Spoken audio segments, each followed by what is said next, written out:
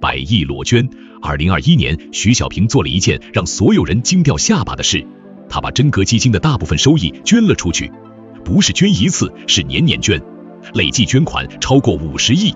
他自己还住在北京5环外的一间出租屋里，月租6000块。没有豪宅，没有豪车。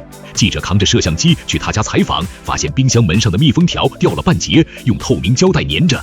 记者问他：“你捐几十亿就不能给自己换个大房子？”他笑了：“房子大了，心就小了。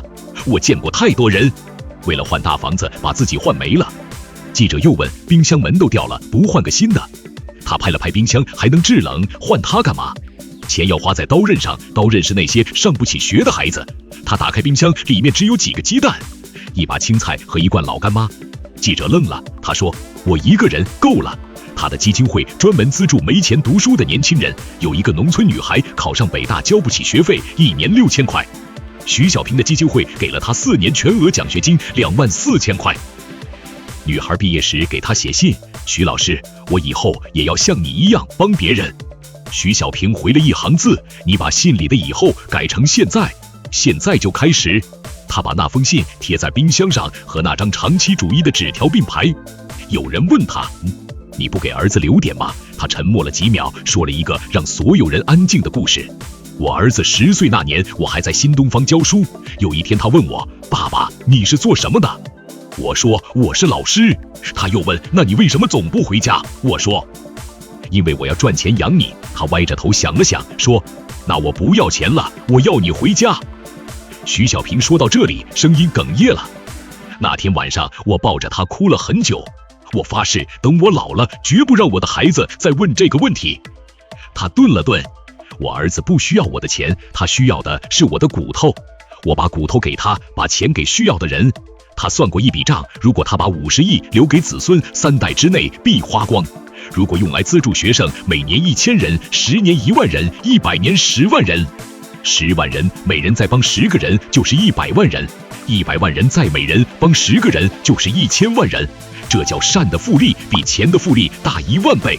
祖龙导师总结：这和你有什么关系？关系大了。第一，你不需要捐几十亿，但你可以复制它的被动收入系统。徐小平教会我们，真正的自由不是暴富，是建立一套能持续产生现金流的机器。无论是你的认知、技能，还是你创造的品牌，他靠天使投资让钱24小时为他工作。普通人从今天起每月定投指数基金，或者投资自己学一门高价值技能，你就是在搭建自己的被动收入机器，让钱替你打工，而不是你替钱打工。第二，你不需要住豪宅，但你必须守住防缩水的底线。徐小平为什么住出租屋？因为他知道通胀是财富最大的隐形杀手，守住本金比什么都重要。很多人一有钱就换车换房，结果钱被消费吞噬。普通人可以学，先建立安全垫，存够半年生活的应急资金，再谈投资，本金不丢，复利才有意义。第三，你的钱会缩水，但你的善和认知会增值。徐小平把钱捐出去，善的复利让他赚回了内心最大的财富。普通人可以学，把每月收入的10%定投到你的大脑，买书、上课、见牛人。认知是唯一对抗通胀的终极资产。记者最后问他：“你这辈子最骄傲的投资是什么？”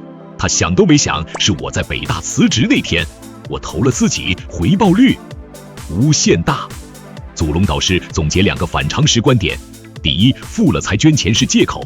他当年刷盘子的时候，就把饭分给流浪汉一半。善不分穷富，非有心无心。